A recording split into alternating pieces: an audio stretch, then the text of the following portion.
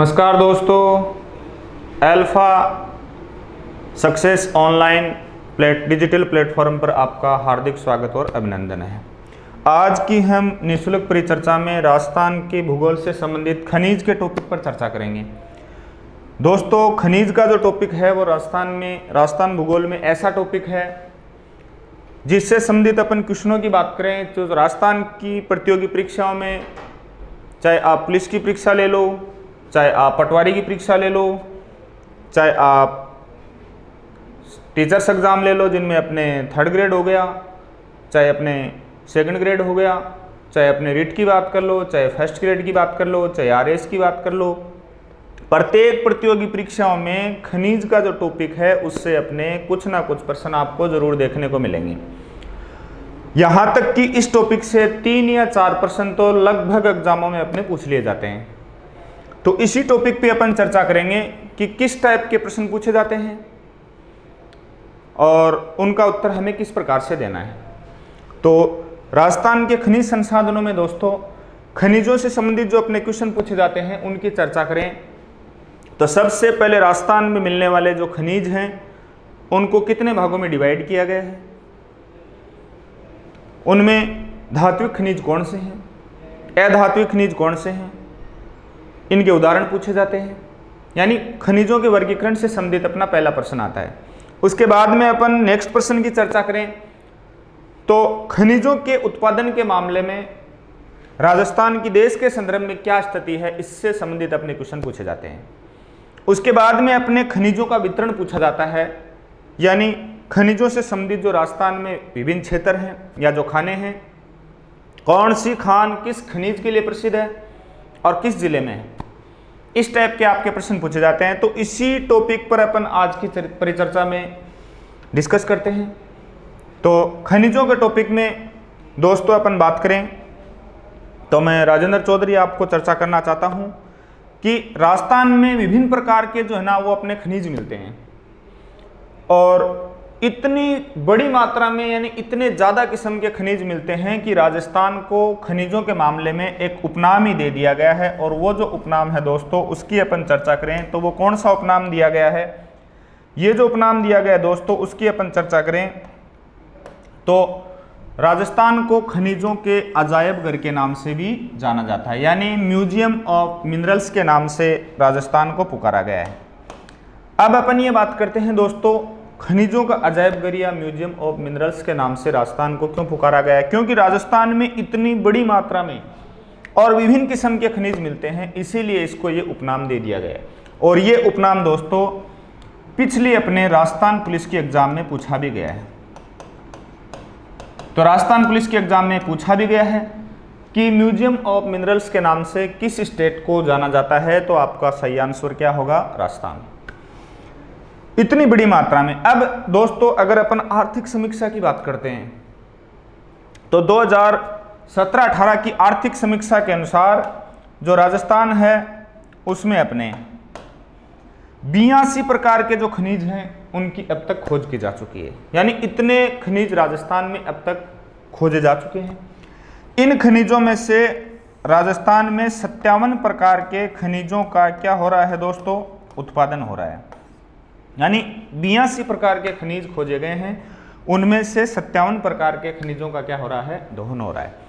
तो इन्हीं 57 प्रकार के खनिजों में से आपके विभिन्न प्रतियोगी परीक्षाओं में क्वेश्चन पूछे जाते हैं कि कौन सा खनिज है वो किस जिले में और किस पर्टिकुलर क्षेत्र में निकाला जा रहा है, तो वो क्षेत्र है उसका नाम पूछते हैं। तो इन्हीं में से अब ये जो खनिज हैं उनमें कई प्रधान खनिज भी हैं 44 के लगभग, और 43 खनिज जो हैं वो अपने 23 खनिज जो हैं वो अपने गौण खनिज हैं। तो इतनी बड़ी मात्रा में खनिजों का दोहन हो रहा है, यानी 57 प्रकार के खनिज निकाले जा रहे हैं, उन्हीं के अपने उत्पादन के बारे में आपको चर्चा करनी है। तो उसके बारे में अपन देखते हैं। अब दोस्तों अपन ये बात कर रहे थे कि नेक्स्ट बिंदु पर अपन चर्चा करते हैं कि खनिजों की दृष्टि से अगर अपन राजस्थान का देश में स्थान की बात करते हैं कि अपनी खनिज उत्पादन स्थिति देश में क्या है, तो उसमें देखो दोस्तों अप्रधान जो खनिज होते हैं, अप्रधान खनिजों के मामले में अगर अपन बात करें दोस्तों तो राजस्थान देश में कौन से स्थान पर है दोस्तों, प्रथम स्थान पर है। यानी देश में सबसे ज़्यादा जो अपने अप्रधान खनिज हैं उनका उत्पादन किस राज्य में होता है? राजस्थान में। अब अपन यहाँ पर ये चर्चा करते हैं कि अप्रधान खनिज होते कौन से। तो दोस्तों उन खनिजों को अप्रधान खनिज बोला जाता है जिनकी खनन से संबंधित जो पट्टे हैं या जो लाइसेंस है वो जारी करने का अधिकार किसके पास में होता है? राज्य सरकार के पास। तो राज्य सरकार इनके खनन से संबंधित पट्टे जारी कर सकती है। वो कौन से होते हैं? अप्रधान। जैसे अपने चुन्ना पत्थर है, बोलकले है, इसके अलावा मार्बल की खाने हैं, ये सारे खनिज अप्रधान खनिजों की श्रेणी में आते हैं। और इनके उत्पादन के मामले में राजस्थान देश में कौन से स्थान पर है? प्रथम स्थान पर है। दूसरे बिंदु पर अपन चर्चा करें कि खनिजों की किस्म के मामले में देखें, यानी विभिन्न किस्म के खनिज राजस्थान में मिलते हैं, तो उस मामले में भी राजस्थान का देश में कौन सा स्थान है? प्रथम स्थान।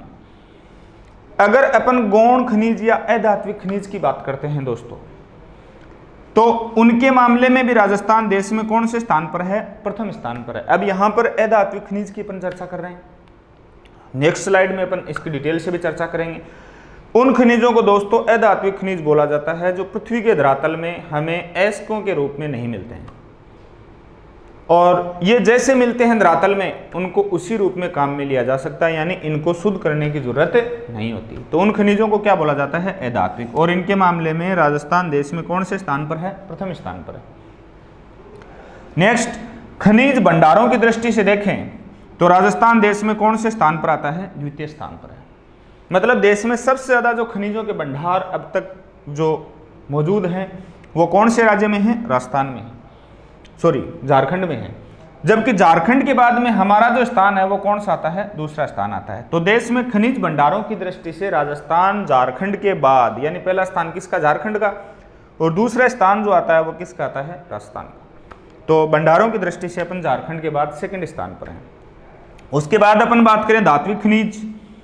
धात्विक खनिजों की भी अपन नेक्स्ट स्लाइड में डिटेल से चर्चा करेंगे। धात्विक खनिज दोस्तों उन खनिजों को बोला जाता है जो पृथ्वी के धरातल में अपने अयस्कों के रूप में मिलते हैं, यानी कच्चे माल के रूप में, अशुद्ध पदार्थ के रूप में मिलते हैं। अशुद्धियों को विभिन्न प्रक्रमों के द्वारा विभिन्न चरणों में अयस्कों से अलग किया जाता है, और उसके बाद जो शुद्ध धातु प्राप्त होती है उसी को काम में लिया जाता है। तो अयस्कों के रूप में मिलते हैं, उन्हें क्या कहते हैं? धात्विक खनिज। जो अयस्कों से बिना अलग किए काम में नहीं लिए जा सकते, जो सीधे काम में लिए जाते हैं वो अधात्विक, और अयस्कों से अलग करने के बाद ही काम में लिए जाते हैं वो कौन से होते हैं? धात्विक होते हैं। तो धात्विक खनिजों के मामले में हमारा देश में कौन सा स्थान है? चौथा। और अधात्विक खनिजों के मामले में हमारा कौन सा स्थान है देश में? पहला। फिर अपन बात करें खनिजों से प्राप्त मूल्य या खनिजों से प्राप्त अर्जन की दृष्टि से जो राजस्थान है वो देश में कौन से स्थान पर आता है? पांचवें स्थान पर आता है। यानी देश में पांचवें स्थान पर सबसे ज्यादा जो खनिजों से आय है उसका अर्जन कौन सा राज्य करता है? राजस्थान करता है। तो ये तो दोस्तों हमारी देश के संदर्भ में अपन देखें तो खनिज उत्पादन की स्थिति के बिंदु थे। इनमें सबसे ज्यादा जो अपने पूछा जाता है वो खनिज भंडार वाला आप याद रखेंगे। तो देश में सबसे ज्यादा जो खनिजों का भंडार है वो देश तो कौन से राज्य में है? झारखंड में है। ये अपने कौन सा राज्य है? झारखंड। और झारखंड प्रथम स्थान पर है। झारखंड के बाद में जो सेकंड स्थान पर आता है वो कौन सा राज्य है? राजस्थान।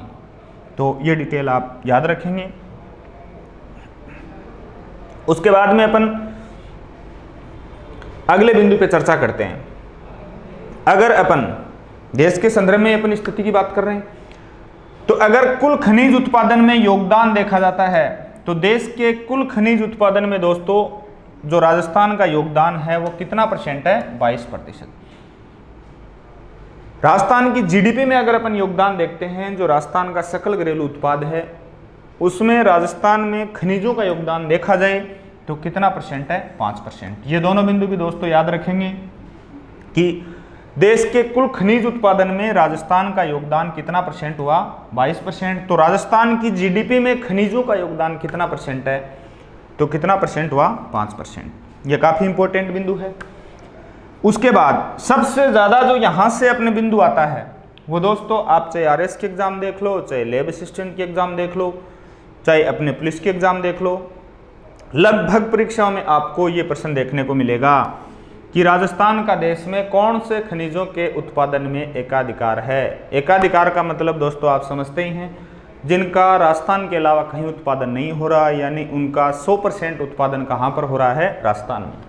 तो ये काफ़ी इंपॉर्टेंट बिंदु है और इसको आप रट के रख लेंगे। यानी कौन से खनिज हैं जिनके उत्पादन में हम देश में एकाधिकार रखते हैं। तो उनमें सबसे पहला आता है वोलेस्टोनाइट। ये दोस्तों रबर, कागज़ और पेंसिल बनाने वाले उद्योग में प्रयुक्त होता है और इस खनिज के मामले में वैसे अधात्विक खनिज है। इस खनिज के उत्पादन में हम देश में एकाधिकार रखते हैं, मतलब 100% इसका उत्पादन राजस्थान में होता है। उसके बाद में जो सेकंड आता है वो है तांबड़ा। तांबड़े के बारे में हम डिटेल से आगे चर्चा करेंगे। ये दोस्तों गहरे लाल रंग का रत्न होता है, इसीलिए इसे रक्तमणि के नाम से भी जाना जाता है। इसे गार्नेट भी बोलते हैं, इसे जेम भी बोलते हैं, इसे फिरोजा भी बोलते हैं। तो इसके विभिन्न उपनाम हैं और ये खनिज राजस्थान के अलावा अन्य किसी राज्य में नहीं मिलता। मतलब राजस्थान का तांबड़ा के उत्पादन में या गार्नेट के उत्पादन में देश में क्या है, एकाधिकार। तीसरा जो खनिज है, ये तीनों आपको कभी भी अगर ये एकाधिकार वाले खनिज पूछते हैं तो वोलेस्टोनाइट, तांबड़ा, जास्पर में से जरूर आपको ऑप्शन में मिलेंगे। तो तीसरा खनिज है जास्पर। जास्पर की बात करें तो दोस्तों इसके उत्पादन में भी राजस्थान देश में क्या रखता है, एकाधिकार। उसके बाद अगला जो रत्न आता है वो आता है पन्ना, यानी अगला खनिज पन्ना, जो एक बहुमूल्य रत्न है। दोस्तों ये हरे रंग का रत्न होता है, इसीलिए इसे क्या बोला जाता है, ग्रीन फायर, यानी हरी अग्नि। तो हरे रंग का रत्न है इसीलिए इसे ग्रीन फायर भी कहते हैं, हरी अग्नि भी कहते हैं। तो इसके उत्पादन में भी हम देश में क्या रखते हैं, एकाधिकार। उसके बाद दोस्तों अगला आता है जस्ता। देश में जस्ते का 99% उत्पादन कहाँ पर होता है, राजस्थान में होता है, इसीलिए हम इसके उत्पादन में भी एकाधिकार रखते हैं। उसके बाद आता है सेलेनाइट। इसका भी दोस्तों हमारे यहाँ पे बड़ी मात्रा में उत्पादन होता है और ये पिछली RS के एग्जाम में भी पूछा गया। तो अगला है पोटास। पोटास में दोस्तों अपन बात करें तो देश के 94% भंडार कहाँ पर हैं, राजस्थान में हैं। तो ध्यान में रखेंगे आप, 94% भंडार राजस्थान में। पोटास दोस्तों एक रासायनिक उर्वरक खनिज है जो अपने किसानों के द्वारा खेती में काम में लिया जाता है और पोटास का उत्पादन देश में शून्य था, यानी इसका 100% हम विदेशों से क्या करते थे, आयात करते थे। पहली बार दोस्तों जो जियोलॉजिकल सर्वे ऑफ इंडिया है उसकी टीम के द्वारा इसके बड़े भंडार राजस्थान में खोजे गए। हनुमानगढ़ है, यानी उत्तरी राजस्थान का जो बेल्ट है जिसमें हनुमानगढ़ आ गया, गंगानगर आ गया, बीकानेर आ गया, चूरू आ गया, नागौर आ गया, इन जिलों में इसके भंडार मिले और ये देश में सबसे ज़्यादा है। मतलब देश का 94% यानी उत्पादन कहाँ से हो रहा है, राजस्थान से। तो इसके मामले में भी हमारा क्या हो गया, एकाधिकारी हो गया। तो ये सारे खनिज हैं जिनमें सबसे ज़्यादा जो अपने ऑप्शन में आते हैं एग्जामों में, उनमें कौन कौन से पूछे जाते हैं, वोलेस्टोनाइट, तांबड़ा, जास्पर, पन्ना, जस्ता, सेलेनाइट। पोटास अभी तक आया नहीं है लेकिन इसको आप याद जरूर रखेंगे ये। लेकिन ये तीनों ऑप्शन तो आपको हर किसी एग्जाम में एकाधिकार से रिलेटेड अगर क्वेश्चन आता है तो जरूर देखने को मिलेंगे। तो ये काफ़ी इंपॉर्टेंट है, इसको आप रट के रख लेंगे, ये जरूर पूछा जाता है। उसके बाद में हम बात करते हैं, यहाँ से भी खूब प्रश्न आए और ये याद रखेंगे आप कि राजस्थान देश में कौन से खनिजों के उत्पादन में पहले स्थान पर है, मतलब प्रथम स्थान पर है। तो उनमें कौन से आते हैं, पहला आता है दोस्तों चांदी। चांदी के मामले में हम देश में कौन से स्थान पर है, प्रथम स्थान पर है। चांदी के बाद में अगला कौन सा आता है दोस्तों, सीसा जस्ता। उसके बाद कौन सा आता है, कैल्साइट। उसके बाद कौन सा आता है, टंगस्टन। उसके बाद felspar, gypsum, asbestos, rock phosphate, गीया पत्थर या सोप स्टोन, फ्लोरस्पार या फ्लोराइट, बॉल क्ले, मुल्तानी मिट्टी और उसके बाद कौन सा आता है, मार्बल या संगमरमर। ये दोस्तों ऐसे खनिज हैं, इसे भी आप रट के रख लेंगे, जिनके उत्पादन में राजस्थान देश में पहले स्थान पर है और ये किसी न किसी एग्जाम में पूछे ही जाते रहते हैं। तो आप ध्यान में रखेंगे इन खनिजों के मामले में हम यानी राजस्थान देश में कौन से स्थान पर हो गया दोस्तों, प्रथम स्थान पर हो गया। कौन से खनिजों में, जो मैंने अभी नाम बोले हैं, चांदी, सीसा जस्ता, calcite, tungsten, felspar, gypsum, asbestos, rock phosphate, गीया पत्थर, फ्लोरस्पार या फ्लोराइट, बॉल क्ले, मुल्तानी मिट्टी और मार्बल यानी संगमरमर। इनके मामले में हम देश में पहले स्थान पर हैं और ये जो मैंने खनिज बोले इनके मामले में राजस्थान देश में क्या रखता है, एकाधिकार रखता है। तो ये दोनों बिंदु दोस्तों इतने महत्वपूर्ण हैं कि आप इन्हें रट के रख लेंगे, किसी न किसी एग्जाम में जरूर पूछे जाते हैं। उसके बाद नेक्स्ट अपन बात करते हैं दोस्तों कि जो राजस्थान में मिलने वाले जो खनिज हैं उनका जो वर्गीकरण है वो कौन कौन से भागों में किया गया है। तो दोस्तों राजस्थान में मिलने वाले जो खनिज हैं उनकी अपन डिटेल की बात करते हैं। तो मोटे तौर पर इन्हें आप चाहे इंडिया के संदर्भ में ले लो, चाहे आप विश्व के संदर्भ में ले लो, चाहे राजस्थान के संबंध में ले लो, खनिजों को मोटे तौर पर कितनी श्रेणियों में बांटा जाता है, 3 श्रेणियों में। और ये 3 श्रेणियां कौन कौन सी हैं? सबसे पहली श्रेणी है धात्विक खनिज, दूसरी श्रेणी कौन सी है, अधात्विक खनिज, और तीसरी श्रेणी कौन सी है, ईंधन खनिज। अब इनकी चर्चा करते हैं कि धात्विक खनिज कौन से होते हैं। तो धात्विक खनिज दोस्तों मैंने आपको पिछली स्लाइड में भी कम चर्चा की है, लेकिन यहां डिटेल से चर्चा करते हैं। धात्विक खनिज कौन से होते हैं? मैंने कहा ऐसे खनिजों को धात्विक खनिज कहा जाता है जो पृथ्वी के धरातल में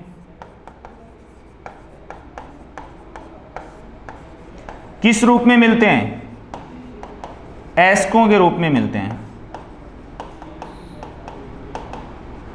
दोस्तों अयस्क किसको बोला जाता है, ये आपका साइंस से रिलेटेड क्वेश्चन है, लेकिन अपन इसकी यहां पे कुछ चर्चा करते हैं। अयस्क दोस्तों बोलते हैं अशुद्ध पदार्थ को, या उसको अपन बोल सकते हैं कच्चा माल। दोस्तों पृथ्वी के धरातल में जो खनिज हैं वो जिस रूप में हमें मिलते हैं वो एक कच्चा पदार्थ होता है और उसे क्या बोला जाता है, अयस्क। यानी उसमें कई प्रकार की क्या मिली रहती हैं, अशुद्धियां मिली रहती हैं। तो जो अशुद्ध युक्त जो पदार्थ होता है जिसे अपन कच्चा माल बोलते हैं वो अपने क्या कहलाता है, अयस्क। अब दोस्तों ये पृथ्वी के धरातल में किस रूप में मिलते हैं, अशुद्ध पदार्थ यानी अयस्कों के रूप में मिलते हैं। अयस्कों का विभिन्न विधियों के द्वारा दोस्तों क्या किया जाता है, शुद्धिकरण और फिर शुद्ध धातु की प्राप्ति की जाती है। ऐसा आप दोस्तों साइंस में 10th से लेके 11th 12th तक के क्लासों में पढ़ते हैं। आपने पढ़ा भी होगा कि तांबे के शुद्धिकरण की विधियां कौन सी होती हैं, लोहे के शुद्धिकरण की विधियां कौन सी होती हैं। जैसे आपने साइंस में पढ़ा होगा कि इसमें सांद्रण की विधि काम में ली जाती है, निस्तापन की ली जाती है, भर्जन की काम में ली जाती है, प्रगलन काम में लिया जाता है। और उसमें भी आपने विभिन्न विधियों के नाम पढ़े होंगे, जैसे लोहा अयस्कों के शुद्धिकरण के लिए चुंबकीय पृथक्करण विधि है, सल्फाइड अयस्कों के शुद्धिकरण के लिए आपकी झाग पलवन विधि है। तो दोस्तों ये कई सारी विधियां जो है ना वो काम में ली जाती हैं अयस्कों से शुद्ध धातु को अलग करने के लिए। तो ये अयस्कों के रूप में मिलते हैं और अयस्कों से शुद्ध धातु की प्राप्ति करने के बाद ही इनको क्या लिया जाता है, काम में लिया जाता है। यानी इनको अपन क्या कर सकते हैं, यूज कर सकते हैं। तो बिना अयस्कों से पृथक किए काम में नहीं लिए जा सकते। ऐसे खनिजों को दोस्तों क्या बोला जाता है, धात्विक खनिज। और अगर पृथ्वी के धरातल में हम देखें तो जो चट्टानें 3 प्रकार की मानी गई हैं, आग्नेय, अवसादी और रूपांतरित या कायांतरित, 3 प्रकार की चट्टानें। उनमें जो आग्नेय चट्टानें होती हैं वो धात्विक खनिजों का भंडार होती है। मतलब धात्विक खनिज अधिकांशतः किस प्रकार की चट्टानों में मिलते हैं दोस्तों, आग्नेय चट्टानों में मिलते हैं और अयस्कों के रूप में मिलते हैं। शुद्ध करने के बाद ही काम में लिए जा सकते हैं। उन्हें क्या बोला जाता है, धात्विक खनिज। अब दोस्तों धात्विक खनिज के उदाहरण पूछे जाते हैं कि धात्विक खनिज जो होते हैं ना वो कौन से होते हैं। तो उदाहरण याद रखोगे आप, उदाहरण से प्रश्न पूछे जाते हैं। तो धात्विक खनिजों के अगर अपन उदाहरण के रूप में काम में लें तो कौन कौन से खनिजों को अपन धात्विक खनिज बोल सकते हैं, मतलब वो अयस्कों के रूप में मिलते हैं। तो इन खनिजों में जो दोस्तों उदाहरण के रूप में आते हैं उनकी अपन चर्चा करें।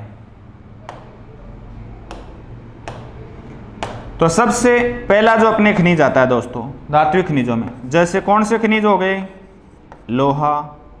उसके बाद में अपन बात करें तो कौन सा हो गया, तांबा। तीसरे की अपन बात करते हैं तो दोस्तों कौन सा आ गया, सोना। उसके बाद में अगला अपन दोस्तों बात करें तो कौन सा आ गया, चांदी। अगली स्लाइड में हम इनकी चर्चा भी करेंगे। उसके बाद में अपन दोस्तों बात करें तो कौन से आते हैं, मैंगनीज। उसके बाद दोस्तों अगला अपन बात करें तो वो कौन सा आता है, बॉक्साइट। इसके अलावा दोस्तों अपन बात करें तो आता है टिन,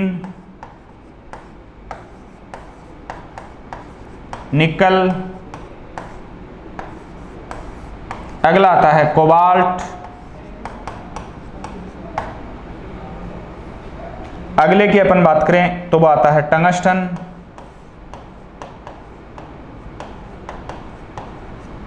ये दोस्तों जो मैंने नाम लिखे हैं ये सारे के सारे जो खनिज हैं वो दोस्तों कौन से खनिजों की श्रेणी में आते हैं?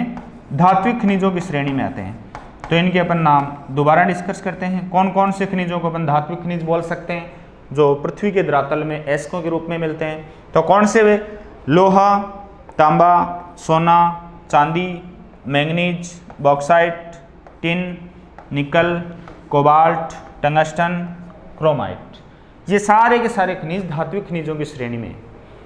तो प्रश्न दोस्तों इस टाइप का पूछा जाता है कि कौन सा खनिज धात्विक खनिज है या कौन सा खनिज धात्विक खनिज नहीं है, कौन सा खनिज अधात्विक खनिज है, कौन सा अधात्विक की श्रेणी में नहीं आता है। तो याद रखेंगे आपकी पिछली रीट के एग्जाम में ऐसा ही प्रश्न पूछा गया। अब इनमें से भी धात्विक खनिजों की भी दोस्तों दो श्रेणियां बांट दी गई हैं, एक लोहा धात्विक और एक अलोह धात्विक। लोह धात्विक उनको बोला जाता है जिनके साथ में लोहे का अंश मिलता है, और अलोह धात्विक यानी इनकी कितनी श्रेणियां हो गई? दो।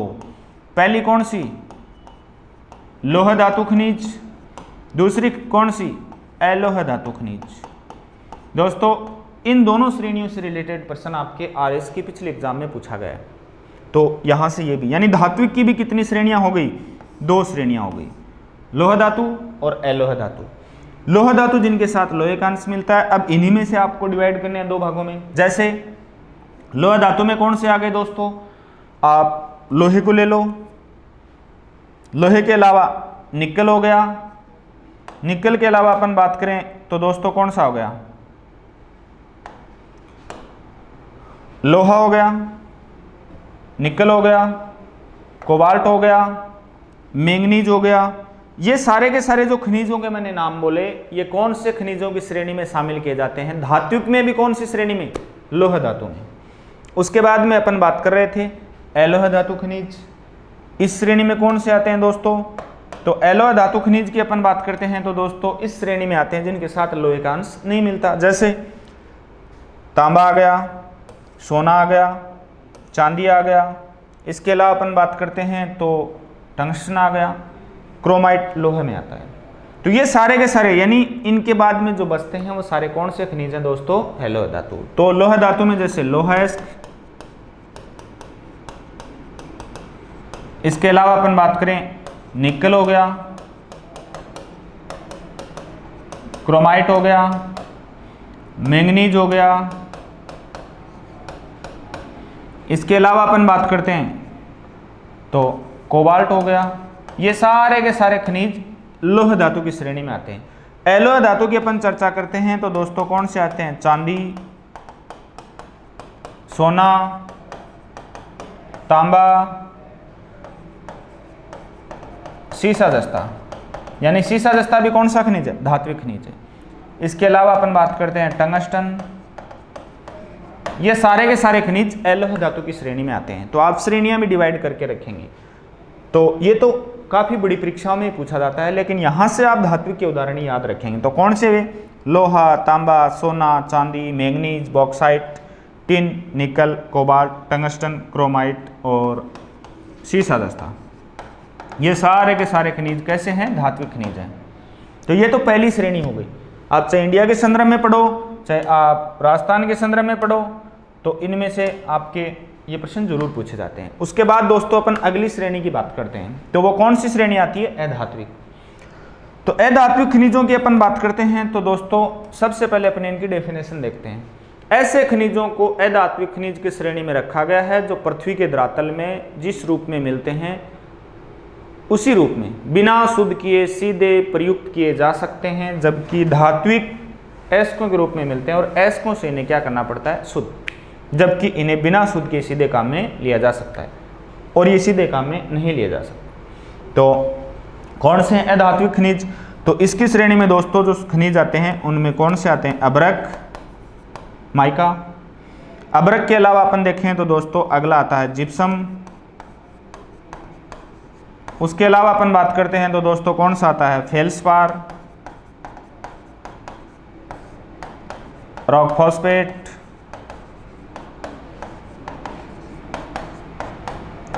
फ्लोरस्पार या फ्लोराइट भी बोल सकते हैं इसे, मार्बल या संगमरमर,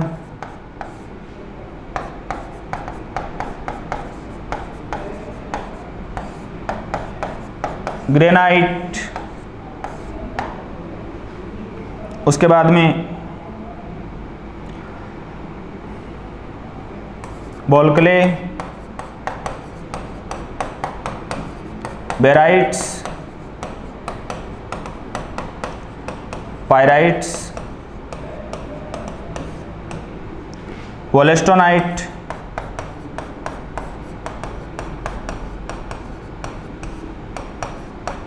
तांबड़ा, हीरा, पन्ना, एस्बेस्टोस। ये लंबी श्रेणी है दोस्तों।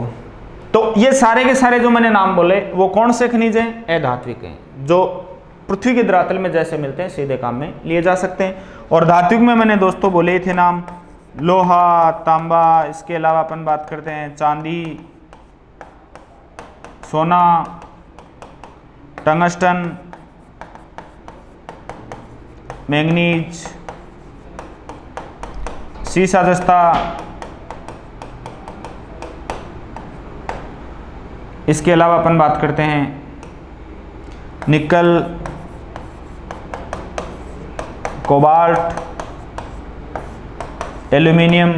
ये सारे के सारे धात्विक हैं और ये सारे के सारे अधात्विक हैं। इनकी लंबी श्रेणी है दोस्तों। उसके बाद में अपन बात करते हैं, तीसरी श्रेणी आती है ईंधन खनिज। कौन से खनिजों को ईंधन खनिज की श्रेणी में रखते हैं, तो ईंधन नाम से ही आप समझ रहे हो, जिनका उपयोग ऊर्जा प्राप्ति में किया जाता है उन्हें क्या कहते हैं, ईंधन खनिज। तो दोस्तों इस श्रेणी में कौन से आते हैं, इस श्रेणी में जो खनिज आते हैं दोस्तों उनकी अपन बात करते हैं, तो जैसे कोयला, पेट्रोलियम बोल सकते हो, खनिज तेल बोल सकते हो इसे। और तीसरा कौन सा आता है दोस्तों, प्राकृतिक गैस। ये सारे कौन से खनिज हैं, ईंधन खनिज। इन्हीं खनिजों को दोस्तों जीवाश्म खनिज के नाम से भी जाना जाता है, यानी जैविक ईंधन के रूप में भी जानते हैं। इसके अलावा दोस्तों इन्हीं खनिजों में आते हैं जैसे यूरेनियम, थोरियम, ग्रेफाइट, बेरिलियम।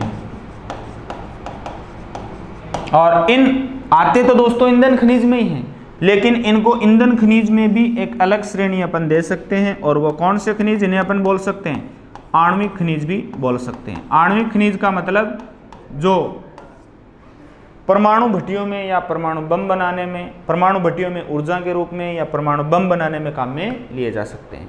तो ये सारे ईंधन खनिज हैं। ईंधन खनिजों में भी ये नीचे वाली श्रेणी कौन सी है, आणविक खनिजों की श्रेणी है। तो ये सारे खनिजों का वर्गीकरण हो गया।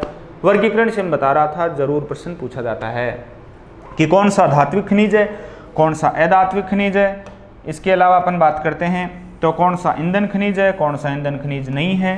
तो ये सारे, इनमें सबसे लंबी जो श्रेणी है दोस्तों वो कौन से खनिजों की हो गई, अधात्विक खनिजों की हो गई। तो ये आपको ध्यान में रखना है। सब्सक्राइब करें हमारे अल्फा सक्सेस एकेडमी के यूट्यूब चैनल को और बेल आइकन को प्रेस करें ताकि आगे आने वाली क्लास की सबसे पहले नोटिफिकेशन आपको मिले। साथ ही हमारी अल्फा सक्सेस की एंड्रॉइड और iOS एप्लीकेशन को डाउनलोड